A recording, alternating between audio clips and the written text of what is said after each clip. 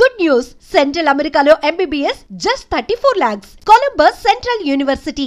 One thing, అరుగు మీద కూర్చుని కబుర్లు చెప్తున్నా అమ్మమ్మ కథలు వినాలన్నా ఒళ్ళో పడుకొని మా పక్కలో పడుకుని నాటకం చూడాలన్నా సినిమా చూడాలన్నా వెబ్ సిరీస్ చూడాలన్నా సీరియల్ చూడాలన్నా ఇన్స్టాగ్రామ్ రీల్ చూడాలన్నా యూట్యూబ్ షార్ట్ చూడాలన్నా ఇంట్రెస్ట్ సస్టైన్ చేయడం ఒక్కటే ప్రధానం. ఇంట్రెస్ట్ సస్టైన్ చేయాలి. సో ఇంట్రెస్ట్ సస్టైన్ చేయడానికి ఒకప్పుడు టైం ఎక్కువ ఉండేది, ఆడియన్స్కి పేషెంట్గా చూసేవాళ్ళు. ఇప్పుడు ఆ పేషెన్స్ లెవెల్స్ తగ్గినాయి, ఎందుకంటే దే హ్యావ్ అదర్ రెవెన్యూస్. మీకు ఇన్స్టాగ్రామ్లో 30 seconds అది ఉంటుంది, ఒక జోక్ ఉంటుంది, లేకపోతే ఒక గ్లామర్ పార్ట్ ఉంటుంది. దాన్ని మనకు బోర్ కొట్టింది అనుకోండి, వేలుతో తోస్తే మళ్ళీ మన జీవితంలో కనబడుతుంది ఆ రీల్. అంత ఇంట్రెస్ట్ ఇంట్రెస్ట్ ఉంటేనే చూస్తాను, లేకపోతే we are just impatient to just swipe that up. So interest sustain చేయడం అనేది చాలా పెద్ద స్కిల్, చాలా పెద్ద టాస్క్. సో సినిమాలో ఒకప్పుడు 2 గంటల సినిమా అంటే ఒక పాట, ఒక ఫైటు, ఒక కామెడీ సీను, మధ్యలో ఏదో కథ సీను అలా అలా వస్తూ ఇంటర్వెల్కి వచ్చేటప్పుడు ఓహో ఇదే ఆ సినిమా అని తాయితీగా చూసేవాళ్ళు, తాపీగా. ఇప్పుడు ఆ తాపీతనం పోయింది. If you are not holding the interest of the audience, people are just letting it go and coming out. ఇది సినిమాకి సంబంధించి. సేమ్ పాయింట్ వెబ్ సిరీస్లకు కూడా. వెబ్ సిరీస్లు ఏంటంటే 30 minutes, ఒకప్పుడు 45 minutes, 1 hour, 1 hour 10 minutes ఉండేది ఒక్కొక్క ఎపిసోడ్. ఇప్పుడు they are also asking for 30 minutes, 35 minutes. అంతకంటే హోల్డ్ చేయలేకపోతున్నాం ఇంట్రెస్ట్ అంటున్నారు. సో వెబ్ సిరీస్ రాసేటప్పుడు ఏమవుతుందంటే when an episode opens we need to open it as very interesting episode. It's called a cold open. Cold ఓపెన్తో open చేయాలి అంటే ఇంట్రెస్టింగ్గా చాలా చిల్లింగ్ ఏదో ఉండాలి, అదేదో ఉందిరా అని చూడాలి. చివరికి వచ్చేప్పుడు 35th minute వచ్చేటప్పటికి we need to have a cliff hanger. The pair cliff hanger అంటే అమ్మని నెక్స్ట్ ఏంటి, రే పెట్టు అమ్మ కాఫీ తాగుతా పెట్టే ఇంకో నెక్స్ట్ అనిపించాలి, వెంటనే పెట్టాలి, లేకపోతే catch. Cliff hanger, cold open cliff hanger ఉండటం ప్రధానమైన ఇష్యూ. ఓకే, ఈ 30 minutes అది చాలా బాగా రాయాలంటే సినిమాలో ఓపెనింగ్ మిడ్ ఎండ్ ఎలా ఉంటుందో దీనికి ఓపెనింగ్ మిడ్ నెక్స్ట్ ఎపిసోడ్కి వెళ్ళాలంటే ఇది ఫిక్స్ అవ్వాలి. 30 minutes అవటం వల్ల మధ్యలో ఇంకొక హై ఇవ్వాలి. ప్లస్ ఇంకోటి ఏంటంటే when you're making a web series, your audience are seeing at home or your audience are travelling. బస్సులో చూడొచ్చు, ట్రైన్లో చూడొచ్చు, ఫ్లైట్లో చూడొచ్చు, ఇంట్లో చూడొచ్చు. He's not in a theatre where you're packing him with some time capsule. 3 గంటల టైం క్యాప్సూల్లో పెట్టట్లేదు. సో వాళ్ళకి ఇంట్రెస్ట్ చాలా ఎక్కువగా ఉండాలి. కాబట్టి మనం ఇంట్రెస్ట్ సస్టైన్ చేయడం కోసం ఒకటే వ్యక్తి కథ చెప్పాలంటే కథదు.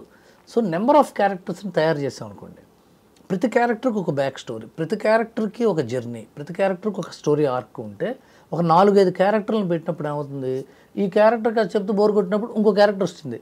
అరే వీడి పరిస్థితి వెళ్తుంటే వాడి పరిస్థితి ఏమైందిరా అంటే ఇంకో క్యారెక్టర్ వచ్చింది. అమ్మని అమ్మ, 1వ క్యారెక్టర్ 2వ క్యారెక్టర్ కథ పూర్తి చేయకుండా 3వ క్యారెక్టర్ వాడి సంగతి ఏమైంది. అప్పుడు ఆ క్లిఫ్ హ్యాంగర్లో తగులుతుంటాడు, ఉదయం ఇక్కడ వదిలేసినాడు ఇట్లా తయారయ్యాడా, అరే పెట్టురా next episode.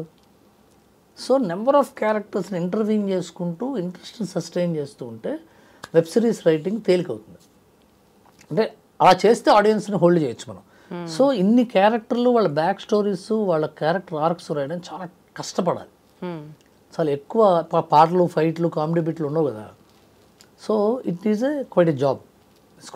We can have to write very authentically, very serious note. కొద్దిగా కష్టపడాలి. సినిమా కూడా ఇప్పుడు అలా అయింది. ఎగ్జాక్ట్లీ అలా అయింది అన్న పాయింట్లోనే నేను మాట్లాడాలనుకుంటున్నాను. జవాన్ సినిమా తీసుకుంటే సార్, ఫర్ ఎగ్జాంపుల్, డైరెక్టర్ ఏం మెసేజ్ కన్వే చేయాలనుకుంటున్నారు అన్నది స్పష్టంగా అర్థమవుతుంది. And it is a very very very good subject to be conveyed. కానీ కమర్షియల్గా cinema didn't perform well. So బాధపడ్డారా? బికాజ్ మీ ఇంటెన్షన్ వాజ్ వెరీ గుడ్. ముందే తెలుసు, నాకు వారం రోజుల ముందు తెలుసు సినిమా అంత ఆడదని. అవును, we had difference of opinion and I thought this will not perform as much as the hero also knew that.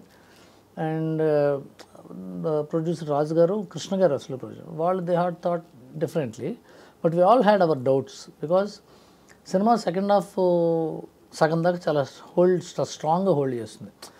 అప్పుడు ఆ జానర్ చాలా కొత్త, ఆ thriller, neck to neck screen play kind of a genre చాలా కొత్త. అప్పుడు అక్కడికి వచ్చేటప్పటికి ఏమో ఆడియన్స్కి ఒక ఫ్యామిలీ డ్రామా కావాలేమో, ఏమో ఆడియన్స్కి ఒక మాస్ సాంగ్ కావాలేమో, ఏమో ఆడియన్స్కి ఫైట్ కావాలేమో అని డిస్కషన్స్ మొదలైనవి. నేను అనుకోలే అట్లా ఆడియన్స్కి పాటకు అక్కర్లేదు, ఆడియన్స్కి ఫ్యామిలీ డ్రామా అక్కర్లేదు, ఆడియన్స్కి క్లైమాక్స్ అక్కర్లేదు నేను నమ్మాను. సాయిధరం తెచ్చుకుని నమ్మాడు. But other participants in the story we thought ఇవన్నీ కావాలేమో కమర్షియల్ కానీ, మిగతా కమర్షియల్ పాయింట్స్ని అకామిడేట్ చేయడానికి కొన్ని థ్రిల్లింగ్ పాయింట్స్ డైల్యూట్ అయిపోయిందేమో స్టోరీ ఒక పాయింట్లో అని అనిపించింది. అదే అయింది అది. సో మేము నమ్మాము, నేను సాయిధరం తేజ్ నమ్మాము. రాజు గారు ఏమో లేదు సెకండ్ హాఫ్ వర్కౌట్ అవుతున్నారు, అండ్ ఈ ఆల్సో రియలైజ్ దట్ వర్కౌట్ అవ్వలేదు. ఇంకా అయిపోయింది కదా, దట్ అయింది అనుకున్నాం.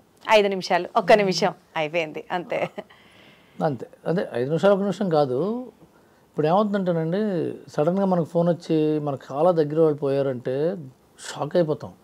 అదేంటి ఎలా పోయాడు అనుకుని వెళ్ళి మాట్లాడతాం, కలిసి వస్తాం, ఓదారుస్తాం అని జరుగుతాయి. అంటే ఆయన ఐసీయూలో ఉన్నాడండి, ఒకసారి చూస్తే బాగుంటుంది. ఆ తర్వాత ఐసీయూలోకి వెళ్ళొచ్చి తర్వాత వెంటిలేటర్ ఎక్కాడండి, తర్వాత ఇవాళ రేపు అంటున్నారండి, స్టేజ్ వైజ్ వాళ్ళ అబ్బాయి వచ్చాడండి, వాళ్ళ అమ్మాయి బయలుదేరిందండి, తర్వాత పోతే జవాన్ అలా. అదే మీకు వారం ముందరే తెలియడం అన్నది ఈ సిరీస్ ఆఫ్ ఈవెంట్స్ తో లింక్ చేస్తున్నారు అనమాట. ప్రతి రైటర్ కి ఒక లైన్ ఉంటుంది రవి గారు, లైఫ్ లైన్ అనుకోవచ్చు, లేకపోతే ఎథికల్ లైన్ అనుకోవచ్చు, లేకపోతే పెన్ లైన్ అనుకోవచ్చు, what ever, which actually keeps on inspiring and motivating at every point they put the pen on the paper. అలా మీ లైన్ ఏంటి, మీ పెన్ లైన్ ఏంటి? Worship of work is greater than worship of God అని నమ్ముతా.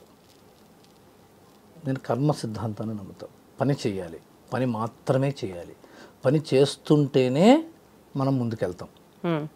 మన దైవం, మన సర్వం పనే. మనకి మనం ప్రిస్క్రైబ్ చేసుకున్న పని, మనకి ఈ కాలము, ఈ కర్మ, ఈ సొసైటీ మనకి వచ్చు అని గుర్తించిన పని. ఆ పని చేసుకుంటూ ఉండాలి. అంతవరకు మనకు ఎదురుండదు. పని ఎప్పుడు ఆపామా అప్పుడు మనకి షాకులు తగులుతాయి.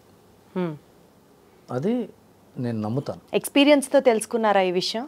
ఏమో అది ప్రాబ్లం ఏంటంటే, ఇక్కడ ఏబుల్ టు టెల్ యూ. నేను పోసాని కృష్ణమురళి గారి దగ్గర పనిచేసినప్పుడు 3.5 సంవత్సరాలు 4 సంవత్సరాల్లోనూ ఆయన దగ్గర నేను 54 సినిమాలు పనిచేసే అవకాశం లభించింది. అంటే is a fabulous writer with extremely lightening speed.